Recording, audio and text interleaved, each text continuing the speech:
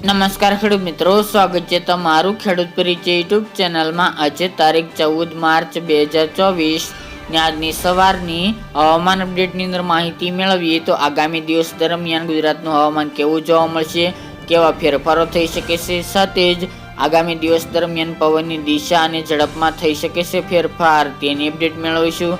સાથે જ ગરમીમાં વધારો થઈ શકે છે, તાપમાન હવે 2 થી 3 ડિગ્રી વધે તેવી સંભાવના, તો તેની સંપૂર્ણ માહિતી મેળવીશું। ચેનલમાં નવા હોય તો ચેનલને સબસ્ક્રાઇબ કરી દેજો અને વિડીયોને લાઇક આપીને તમામ ખેડૂત ભાઈને શેર કરી દેજો।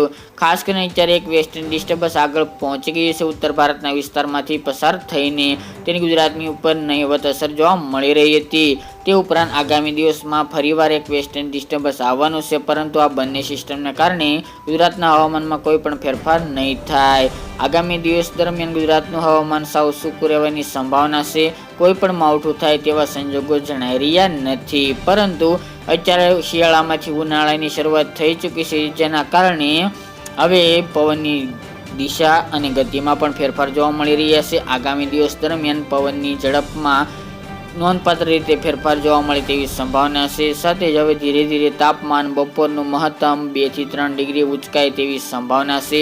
અત્યારે તાપમાન ખાસ કરીને મોટાભાગના વિસ્તારની અંદર 35 થી લઈને 38 ડિગ્રી વચ્ચે નોંધાઈ રહ્યું છે અને બપોર દરમિયાન ગરમી જોવા મળી રહી છે। આગામી દિવસ દરમિયાન એટલે કે 18 માર્ચ બાદ ફરીવાર તાપમાનમાં નોંધપાત્ર વધારો થાય તેવી સંભાવના છે અને અમુક સેન્ટરની અંદર 40 ડિગ્રી તો તેની કરતાં પણ વધુ તાપમાન આગામી દિવસ દરમિયાન જોવા મળી શકે છે। પરંતુ તે પહેલાં વાત કરીએ તો અત્યારે ખાસ કરીને પવનની દિશા ઉત્તર પશ્ચિમ અને આરબ દેશનો પવન ફૂંકાઈ રહ્યો છે। અમુક જગ્યાએ પવનની ઝડપ જોવા મળી રહી છે બપોર દરમિયાન, તો અમુક જગ્યાએ 7 થી લઈને 15 કિલોમીટર પ્રતિ કલાકની સ્પીડે પવન ફૂંકાઈ રહ્યા છે, એટલે કે નોર્મલ કેટેગરીમાં પવનની ઝડપ જોવા મળી રહી છે। તે મુજબ આવનારી 18 તારીખ સુધી પવનની ઝડપ નોર્મલ કેટેગરીમાં જોવા મળશે। ત્યારબાદ 19 થી લઈને 22 માર્ચ દરમિયાન ફરીવાર પવનની ઝડપમાં નોંધપાત્ર થોડો વધારો થઈ શકે છે।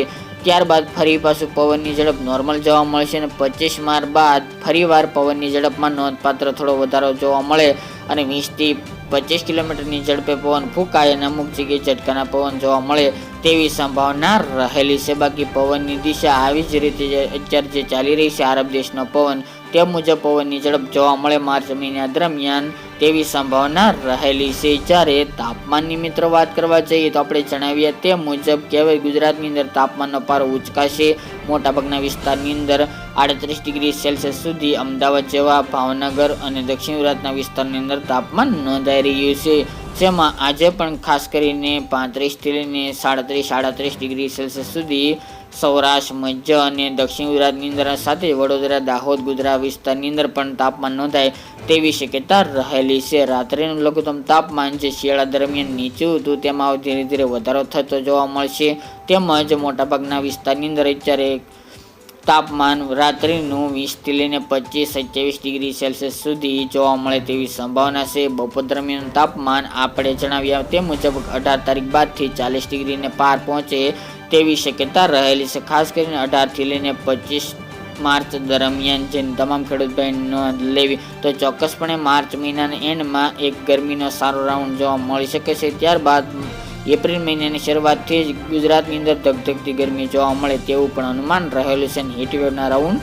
શરૂઆતથી જ જોવા મળે તેવી પણ સંભાવના દેખાઈ રહી છે। હાલની અપડેટ મુજબ ગુજરાતમાં કોઈ માવઠું થાય તેવા સંજોગો કે કોઈ આગાહી જણાતી નથી, પરંતુ કોઈ પણ હવામાનમાં ફેરફાર થશે તો અવશ્ય અમારા દ્વારા માહિતી આપવામાં આવી શકે છે। પરંતુ ગુજરાતનું હવામાન સાવ સૂકું રહેવાની સંભાવના છે, કોઈ પણ વેસ્ટર્ન ડિસ્ટર્બન્સ કે સિસ્ટમ ગુજરાતની અસર કરતા નહીં જોવા મળે।